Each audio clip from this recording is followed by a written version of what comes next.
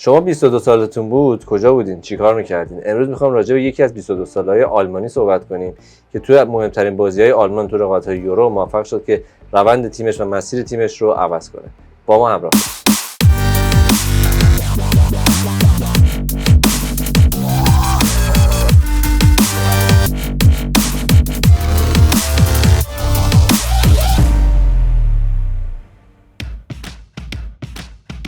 داد و فریاد زدن و ابرو بالا انداختن کنار زمین بعضی وقتا تأثیر گذاره، اما اصلی ترین اسلحه سرمربی همون بازیکنایی که روی نیمکت نشستن و قبل از بازی تصمیم گرفته اونا رو به زمین نفرسته.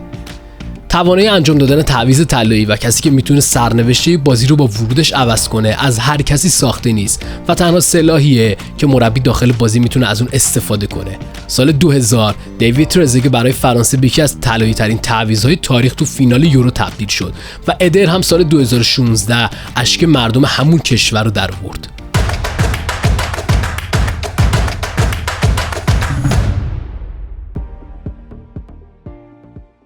خب قبل اینکه صحبت با حسین آقا شروع کنیم یادتون نره که کانال طرفدار پلاس رو در یوتیوب سابسکرایب کنیم، زنگوله رو هم بزنید که بقیه ویدیوهایی که ما میسازیم رو هم ببینید. حسین این 22 ساله‌ای که حالا ما راجعش صحبت کنیم کیه؟ کجاییه؟ خب آلمانش رو گفت، ولی مهاجم تعویضی تیم ملی آلمان غربی سال 1976 توی بازی با یوگسلاوی. همین بازی بله. یوگسلاوی میزبان. اولا که اینو بگیم این آخرین دوره‌ایه که یعنی بعد از این دوره از بازی‌ها فرمت بازی‌ها عوض شد، به حالت گروهی تبدیل شد. حالا باز این فرمت گروهی هم تغییر کرده تا الان، ولی تا این دوره اینجوری بودش که تیم‌ها توی کشورهای خودشون حالا رفت و برگشتی هرچی غیر متمرکز با هم دیگه بازی می‌کردن. 4 تا تیم برتر میومدن برای دور نهایی متمرکز توی کشور بازی می‌کردن. میزبان سال 1976 یوگسلاوی بود. یوگسلاوی، آلمان، فکر کنم هلند و چکسلواکی 4 تا تیم بودن که اومدن برای مرحله نهایی یورو 76. بازی یوگسلاوی و آلمان این بازیه که می‌خوام راجعش صحبت کنیم. آلمانیا خب یوگسلاوی میزبانه، تیمشون هم تیم قوی بود اون موقع. یوگسلاوی سابق تیم بزرگی بود. از اون طرف هم آلمان قهرمان جام جهانی 74 با یه نسل خوب از بازیکنایی مثل برتی فوکس و بکنبایر و سب مایر و این بازیکنای بزرگش اومده به یورو که بعد از قهرمانی جهان قهرمان یورو هم بشه، کاری که فرانسه تونست سال 2000 انجام بده. اسپانیا سال 2010 انجام اسپانیا که دیگه 2010 ولی برای اولین بار فرانسه سال 2000 تونست کار انجام بده. اینو گفتم یعنی که آلمان نتونست این جام قهرمان بشه. یوگسلاوی بازی رو خیلی خوب شروع میکنه، خیلی سریع 2 تا گل به آلمان میزنن، اما آلمانی‌ها یکی از گل‌ها رو جبران میکنن تا میرسه به دقیقه 80. 10 دقیقه مونده بود بازی تمام شه، یه تعویض طلایی سرمربی آلمان انجام میده و دیتر مولر بازیکن 22 ساله آلمانی باشگاه کلن رو وارد بازی میکنه.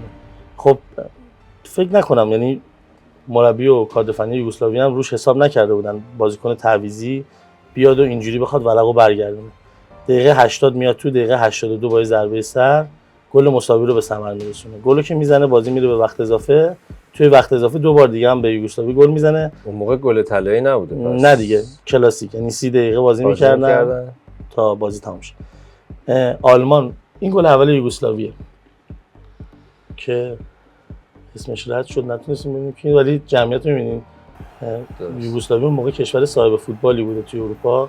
همین نسلشون حالا با یه چند سال این ور اون ور این همه مربی سب مایر اشتباهی میکنه. آره این همه مربی بزرگی که الان دارن مربیگری میکنن، حالا ایچا مال همین نسل فوتبال حالا یوگسلاوی و این محدود هست. اینم گل دوم یوگسلاوی 2-1 جلو میفته. 2-0 جلو اینجا یکی از گل‌ها رو جبران میکنن. اینم شانسی میخوره به سر دفاع. حسین چقدر فوتبال فرق کرده، یعنی مثلا تصاویر آدم میبینه، تصاویر که هیچ گلایی که زده میشه به دفاع نخورد، به یار خودشون به دستش هم خورد. ولی اون حل نمی‌دونن. از شوت تو اوت بود کار دستش. این دیتر مولر بازیکن شماره 9 تعویضی دقیقه 80 وارد زمین میشه. یعنی یه جوری که الان گل مساوی رو که ببینید دفاع یوگسلاوی اصلا ولش کرده بود، یعنی اصلا این چقدر راحت هیچ کس روش نبود. گلر هم داره اعتراض میکنه، یه جوری که انگار غافلگیر شده باشن. روی یه کورنر گل مساوی رو میزنن و بازی میره وقت اضافه. این دیتر مولر هیچی اصلا نگرفت. هیچی اصلا، میگم انگار که مثلا یه بازیکن اضافه آورده باشن. این گل سوم مثل گل ترزیگس به تو فینال 2000 به ایتالیا. پاس ویلتو. آره. خودشم من کیم اینجا کجاست یه همچه حالتیه.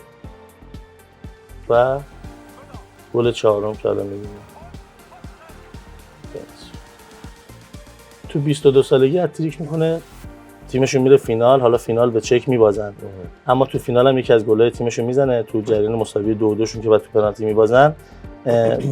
بازی به پنالتی پنجم نمیرسه، ولی میگن پنالتی پنجم دیتر مولر قرار بوده بزنه که 5-3 آلمان بازنده میشه ضربات پنالتی با 4 گل. آقای گل اون دوره از بازی ها میشه. بعد از اون دیگه هیچ اسمی ازش نیومد. نه دیگه خیلی زود، یعنی 12 تا بازی ملی بیشتر نداره، 9 تا گل ملی، 4 تاشو اینجا زده، 5 تا مال تو بقیه بازی‌ها. و یه نکته جالب 4 تا 3 تا تو این بازی، یکم فینال. تو کل تورنمنت کلش. یه نکته جالب داره، 40 سال بعد از این قضیه سرژ گنبری تو اولین بازی ملیش تونست هتریک کنه. حالا نه تو یورو، ولی اولین بازی ملیش تونست هتریک کنه. تاریخ تکرار شد برای بازیکن آلمانی. مرسی حسین. شما به ما بگین که کدوم هتریک، کدوم بازیکن جوونه که تو ذهنتون مونده که بیاد توی یه بازی این مدلی هتریک کنه و مسیر بازی رو عوض کنه. مرسی که با ما همراه بودین. یادتون نره که کانال طرفدار پلاس رو تو یوتیوب سابسکرایب کنید، اون زنگوله رو هم بزنید و با ما همراه باشید. تا دیدار دوباره، خدا نگهدار.